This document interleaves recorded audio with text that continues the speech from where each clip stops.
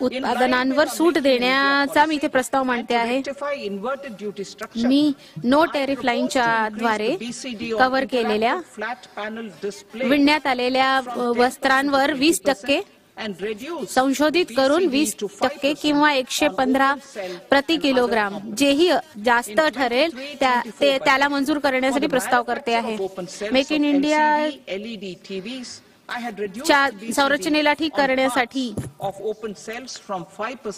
BCD ला 10% वाढवून 20% करणे आणि बीसीडी ला कमी करून 5% करण्याचा मी प्रस्ताव इथे मांडते आहे. वर्ष 2023-24 च्या अर्थसंकल्पात LCD LED च्या ओपन सेलच्या निर्माणकर्त्यांना त्यांना 5% कमी करून 2.5% एवढा कमी केला होता.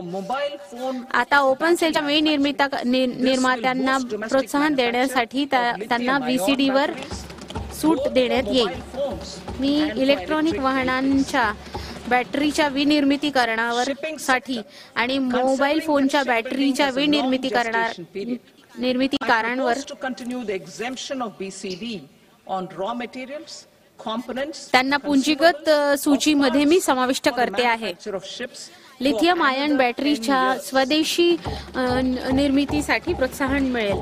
परिवहन क्षेत्र पोत परिवहन क्षेत्रात उत्पादन सुरू करण्यापूर्वी खूप मोठा कालावधी असतो.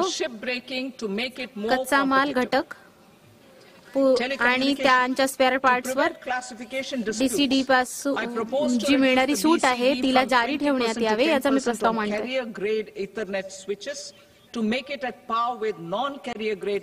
मी जुन्या पोतांना जोडण्यासाठी आणि अधिक प्रतिस्पर्धी बनवण्यासाठी त्यांच्या सामानांवर सूट देण्याचा देखील प्रस्ताव मांडते आहे.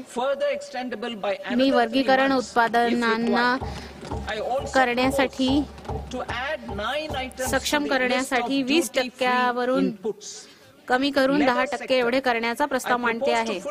निर्यातीला बढ़ावा करण्यासाठी निर्यातीच्या 6 महिन्यांच्या अवधीला वाढवून 1 वर्ष असा करते आहे. 6 महिन्यांवरून 9 महिन्यांवर करते आहे जेणेकरून 3 महिन्यांचा अधिक कालावधी त्यांसाठी मिळेल.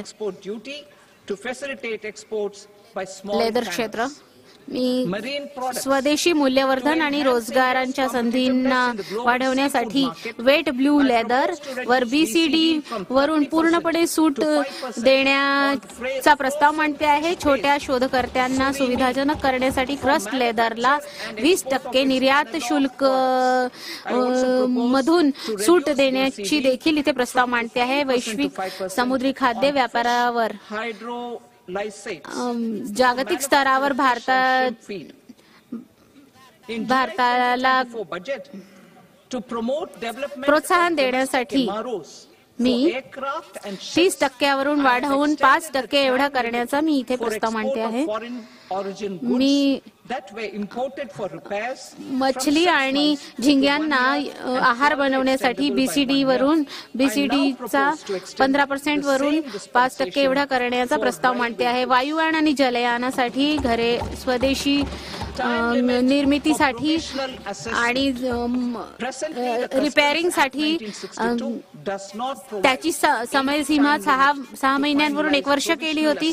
आता त्याला आणखी 1 वर्ष अधिक वाढवता येईल. आता मी रेल्वे सुविधांना देखील मी अशाच प्रकारचा एक प्रस्ताव मांडते आहे.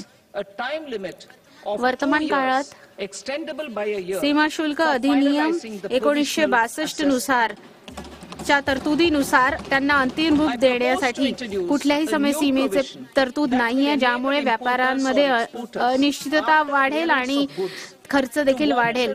व्यापाराला सुगम करण्यासाठी मी प्रोव्हिजनल कर याला अंतिम रूप देण्यासाठी चा देखील प्रस्ताव मांडते आहे, ज्याला 1 वर्षापर्यंत वाढवता येईल. एक नवीन तरतूद सुरू करण्याचा प्रयत्न करते आहे, ज्यामुळे आयात करणारे आणि निर्यात करणारे महत्वपूर्ण उत्पादनांच्या तथ्यांची घोषणा करू शकतील आणि त्या संबंधित शुल्काचा पेमेंट देखील करू शकतील.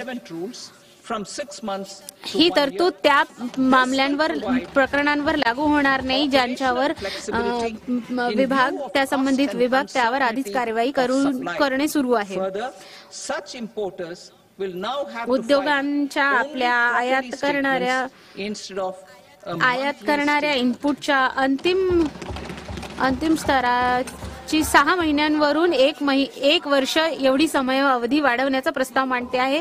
प्रचालन संबंधी लवचिकता येईल I now come to my direct tax proposals. आणि केवळ तिमाही विवरणच त्यांना दाखल करण्यासाठी I have बाध्य राहतील. briefly underlined taxation reforms as one of key reforms to realize our vision of Vikasit Bharat. In respect of criminal law, our government had earlier assured in आता मी Bharatiya Nyaya Sanhita आपल्या प्रत्यक्ष कर प्रस्तावांवर येते. भाग क मध्ये I am me happy to inform विकसित भारताच्या दूरदृष्टीला साकार करण्यासाठी कराधान सुधारणांच्या